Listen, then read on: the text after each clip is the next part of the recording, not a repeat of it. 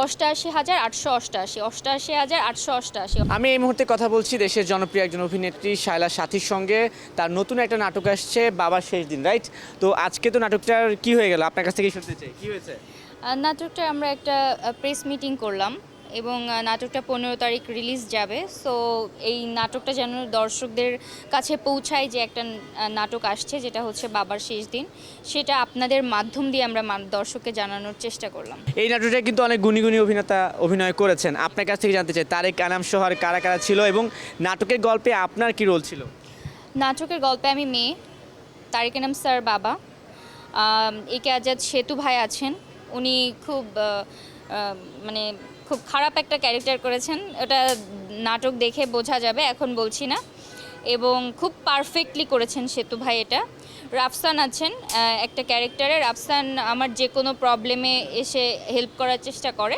তো গল্পটা মূলত বাবা মেয়ের স্টোরি, কিন্তু বাবার একটা শখ, সেই শখকে কেন্দ্র করে পুরো গল্প। সেই শখটা অনেক ছোট একটা শখ, যেটা অনেক বড় করে মেয়েটা দেখে যে হ্যাঁ বাবা অনেক একটা শখ করেছে, যেটা অনেক বড় একটা ব্যাপার। সেটা পূরণ করার জন্য শেষ পর্যন্তই, নাটকের শেষ পর্যন্ত মেয়েটা চেষ্টা করে। নাটক থেকে আপনার প্রত্যাশা কি? আমি আমার অডিয়েন্সদেরকে চিনি। আমি এর আগে বেশ কিছু এরকম সামাজিক গল্প অলরেডি করেছি, যেরকম একমাত্র মেয়ে করেছি, ভাই বোন করেছি। আমার এগুলোতে কোনো হিরো নেই তো, একমাত্র মেয়েতে রাফসান ছিল, সরি, বাট গল্পটা বাবা মেয়ের উপরে, ভাই বোনের সম্পর্কের উপরে, সৎ মেয়ে একটা মেয়ের স্ট্রাগল নিয়ে।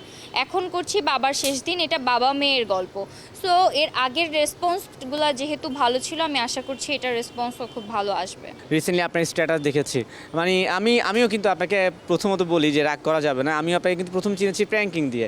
এখন আপনি বাইরেও কাজ করছেন, কিন্তু ওই স্ট্যাটাসটার কি কোনো মানে ছিল নাকি, কোনো রাগ-ক্ষোভ আছে নাকি? রাগ-ক্ষোভ আমার টিমের প্রতি ছিল না, রাগ-ক্ষোভ ছিল কিছু ব্যক্তির উপরে, যারা আসলে একটা জায়গাতে আমি অনেক দিন ধরে আছি তো, এবং জার্নিটা, প্রাঙ্কিংয়ের জার্নিটা যখন থেকে শুরু, আমার জার্নিটাও মানে ওই কাছাকাছি সময় থেকেই শুরু। সো অনেকটা সময় একটা জায়গাতে দিয়ে দেওয়ার পর মনে হয় যে ওই জায়গায় অনেক এক্সপেকটেশন তৈরি হয়ে যায় যে আমার সাথে তখন যদি কোনো জুনিয়র কোনো খারাপ আচরণ করে বা করে, ওগুলো মনে খুব লাগে। দ্যাটস ওয়াই ওই জায়গা থেকে দেওয়া। এবং আমার কাছে মনে হয় যে এখন অনেক জায়গা থেকে যেরকম শুনি যে প্রাঙ্কিংয়ের সাথে আমি চুক্তিবদ্ধ, প্রাঙ্কিংয়ের আর্টিস্টদের প্রাঙ্কিংয়ের বাইরে কাজ করার কোনো নেই, বা প্রাঙ্কিং শব্দটাকে অনেক ছোট করে অ্যাকচুয়ালি প্রেজেন্ট করা হয়। আমি জিনিসটাই ভাঙতে চাই যে অ্যাকচুয়ালি আমি আর্টিস্ট, আমাকে আর্টিস্ট বানিয়েছে প্রাঙ্কিং, আমাকে তৈরি করেছে, আমাকে কাজের জন্য তৈরি করেছে। আমি বাইরে যদি কাজ করি আমি ভালো করতে পারবো ইনশাল্লাহ, আমি ওটা দেখাইতে চাই, আমি সবার সাথে কাজ করতে চাই।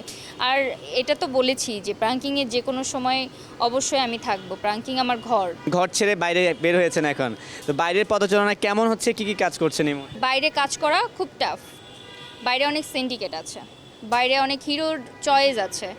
সো বাইরে সবাই কাজ করতে চায় না, আমার যেরকম প্রত্যাশা আমি সেই অনুযায়ী মানে যেরকম গল্প চাই বা যে ধরনের কাজ করতে চাই ওরকম প্রত্যাশা না হলে আমি করব না।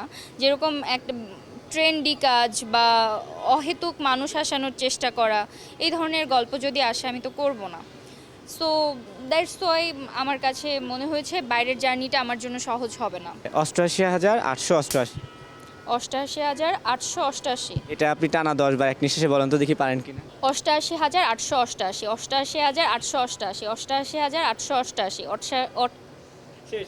ওকে দর্শক, শায়লার সাথে একটা নতুন নাটক আসছে বাবার শেষ দিন, আপনাদের দেখার অবশ্যই আমন্ত্রণ রইল, দেখে জানাবেন কেমন হয়েছে। এখানে থেকে বিদায় নিচ্ছি আজ।